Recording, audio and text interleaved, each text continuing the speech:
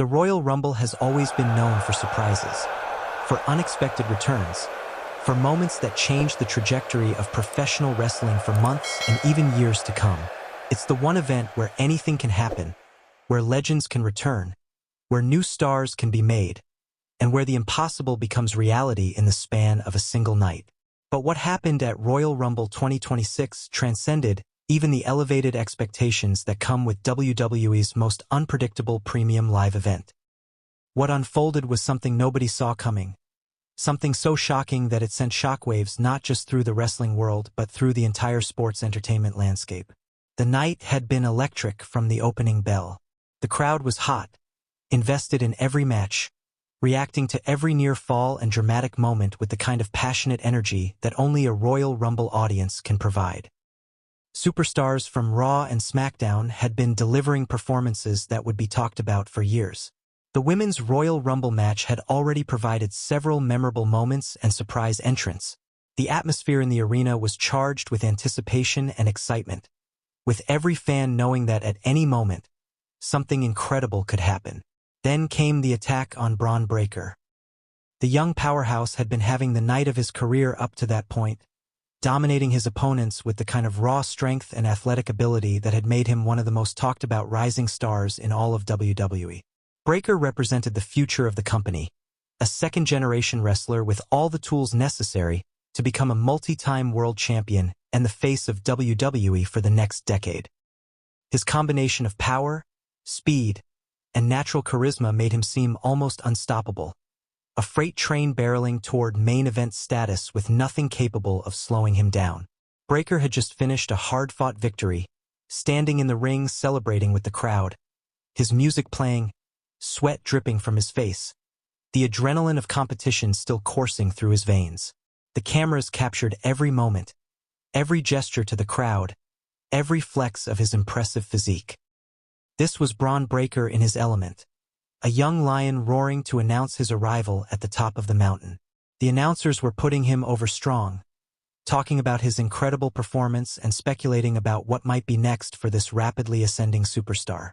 Then the lights went out. Complete and total darkness engulfed the arena, the kind of blackout that immediately signals something significant is about to occur.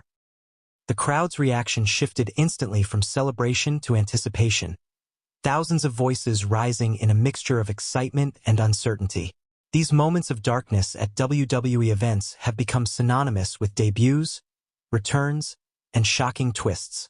Every fan in attendance and watching at home leaned forward, wondering what was about to happen, who was about to appear, what twist was about to unfold.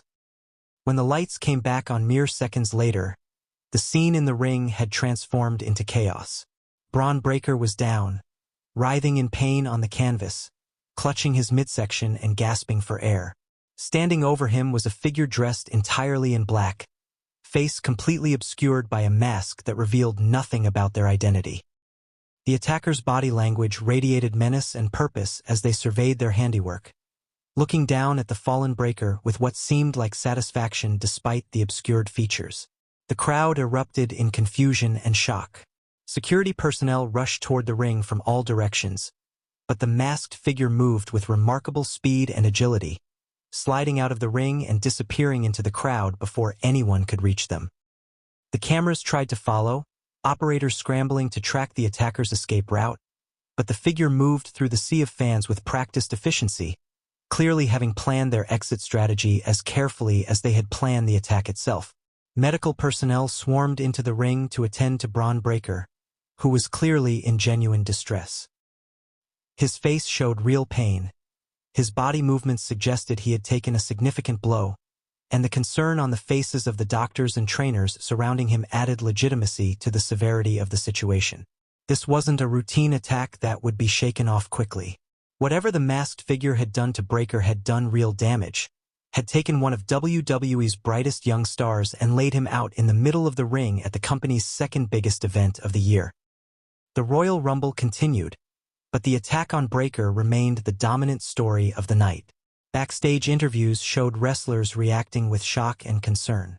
Some expressed sympathy for Breaker and condemned the cowardly nature of the masked attack. Others seemed almost pleased, suggesting that Breaker's rapid rise had made him enemies, that perhaps this was inevitable given how quickly he had climbed the ranks. A few claimed to have information about the attacker's identity but refused to share it on camera, adding layers of intrigue to an already mysterious situation. Social media exploded with speculation. Wrestling fans became amateur detectives, analyzing every frame of footage available, looking for clues about the attacker's identity. People examined the figure's body type, their movement patterns, trying to match them to known wrestlers. Theories ranged from the plausible to the absurd, with names being thrown out from throughout WWE's roster and even from outside the company. The mystery consumed the wrestling community, with everyone convinced they could solve the puzzle if they just looked closely enough at the right details. Throughout the remainder of the Royal Rumble event, updates on Breaker's condition were sporadically provided. He was being evaluated by medical staff. He was conscious but showing signs of injury. He was demanding to know who attacked him. Each update kept the story alive, kept fans invested not just in the Rumble matches themselves, but in the ongoing mystery of the masked attacker's identity and motivation. The men's Royal Rumble match itself was spectacular, filled with surprise entrants, memorable eliminations, and the kind of storytelling that only the Rumble match can provide.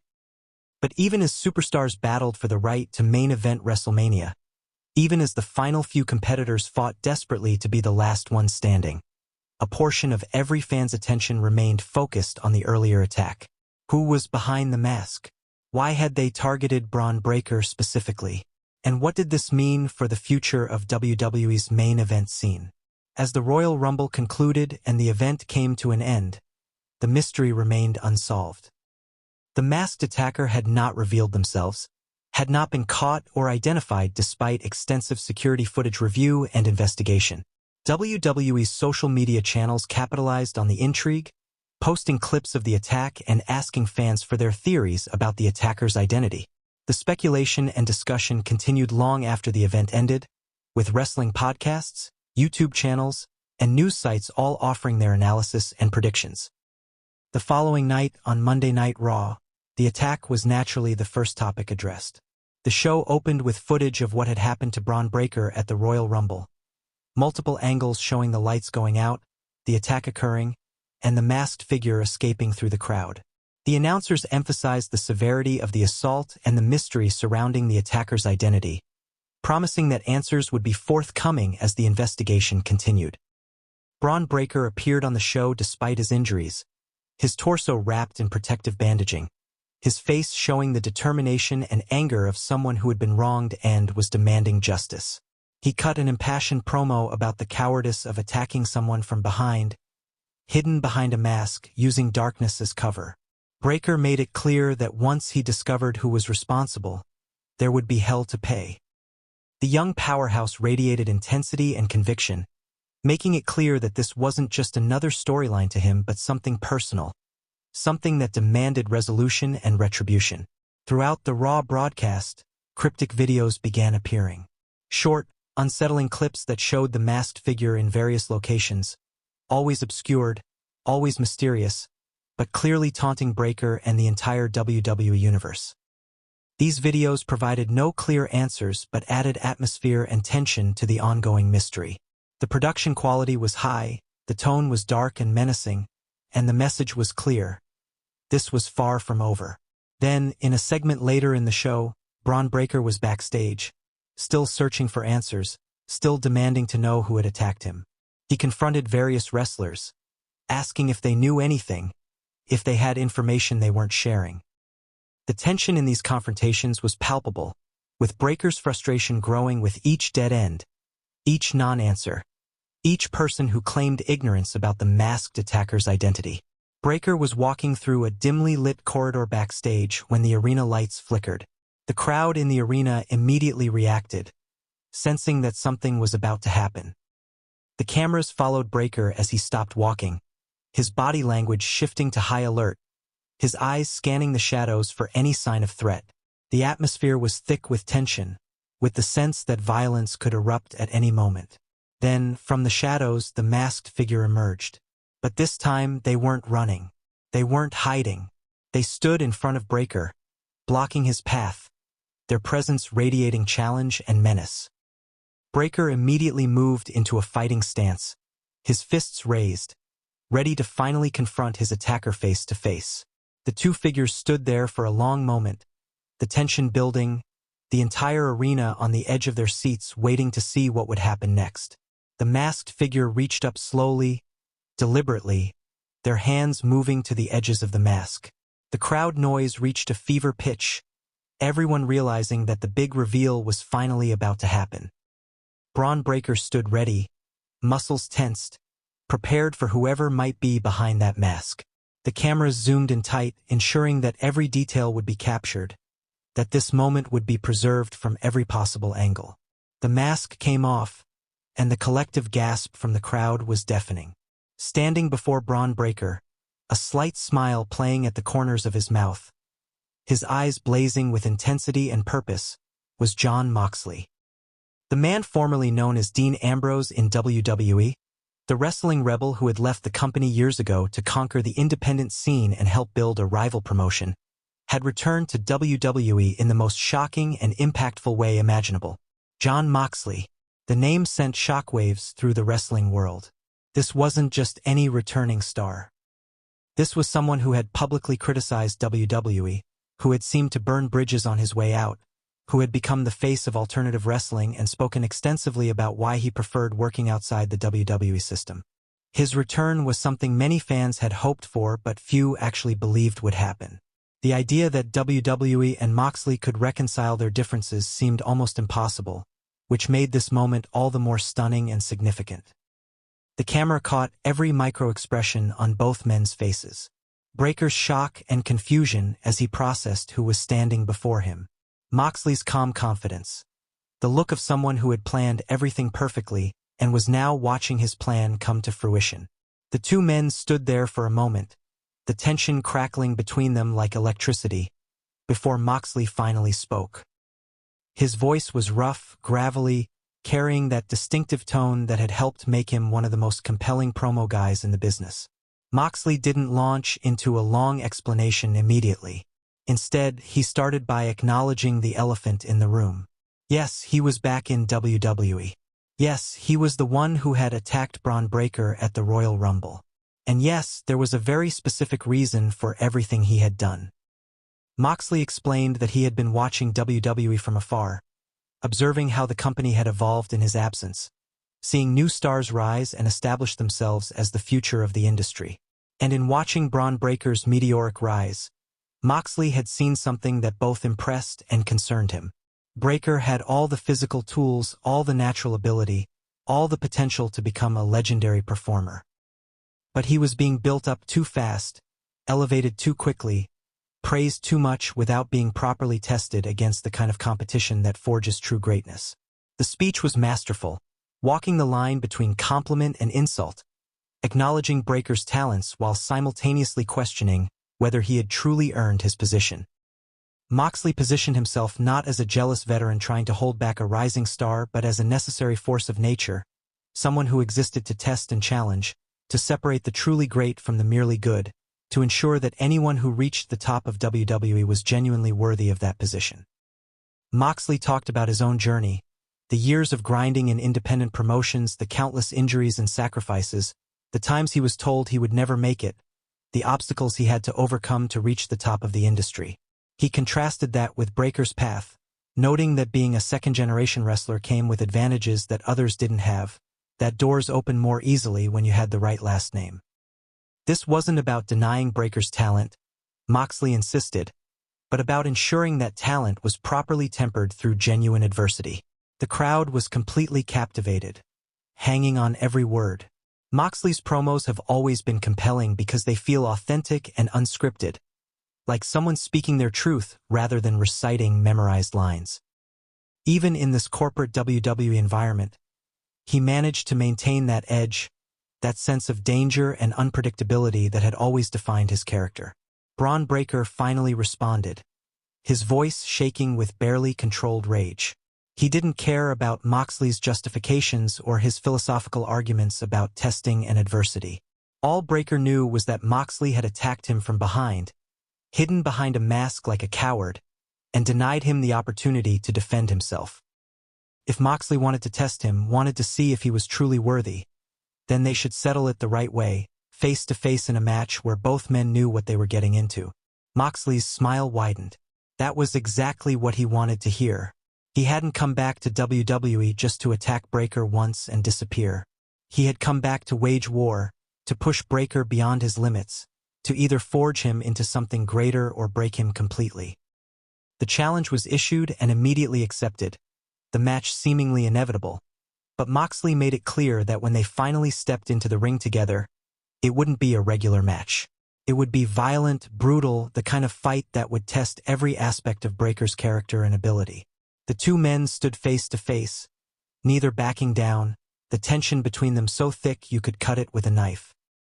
Security personnel and other wrestlers began appearing from various directions, clearly concerned that this confrontation was about to explode into violence right there in the backstage area. But both Moxley and Breakker held their ground without throwing punches, each making it clear through body language and intensity that when they did fight, it would be on their terms, in the ring with the whole world watching. As the segment ended and Raw went to commercial, the wrestling world was in absolute chaos. Social media was melting down with reactions to Moxley's shocking return and reveal as the masked attacker. Wrestling journalists were scrambling to get statements from WWE officials, trying to understand how this return had been negotiated and kept secret. Fans were already fantasy booking potential matches and storylines, imagining the dream scenarios that Moxley's presence in WWE opened up. The genius of using Jon Moxley as the masked attacker became more apparent as people had time to process the reveal. His return needed to be impactful, needed to immediately establish him as a major player rather than just another nostalgic return. By having him attack one of WWE's hottest rising stars at the Royal Rumble, by keeping his identity hidden to build suspense, and then by delivering a promo that perfectly explained his motivations, WWE had crafted a storyline that felt fresh and compelling rather than like a simple rehash of his previous WWE run. For Bron Breakker, being the target of Moxley's return was actually a massive endorsement. WWE could have chosen anyone for Moxley to attack, any established star or up-and-comer. The fact that they chose Breakker sent a clear message that the company viewed him as someone worth building around, someone who could carry a major program with a returning star of Moxley's caliber. This feud, if done correctly, could be the making of Breakker as a true main event player. The storytelling possibilities moving forward were endless. Would this be a straightforward rivalry with Breakker seeking revenge for the cowardly attack? Or would it evolve into something more complex, with Moxley's testing of Breakker taking various forms over several months? Would other wrestlers get involved, either supporting Breakker against the returning Moxley or joining Moxley in his mission to test and challenge WWE's current roster? The framework was established, but the details could be filled in countless different ways. From a business perspective, Moxley's return also made perfect sense for both parties. For WWE, bringing back a star of Moxley's caliber and popularity added credibility and star power to their roster. His presence would likely boost television ratings, social media engagement, and potentially even ticket sales for live events. For Moxley himself, returning to WWE at this stage of his career offered financial security, a larger platform, and the chance to work with a new generation of talent in high-profile matches and storylines. The wrestling media spent the following days dissecting every aspect of the situation. Articles analyzed how WWE had managed to keep Moxley's return secret in an age where spoilers and leaks are common. Interviews with wrestlers and industry insiders provided behind-the-scenes context about the negotiations that brought Moxley back. Comparison pieces examined how this return compared to other shocking WWE comebacks throughout history. Fan reaction was overwhelmingly positive, with even the most cynical wrestling fans acknowledging that WWE had executed the return perfectly.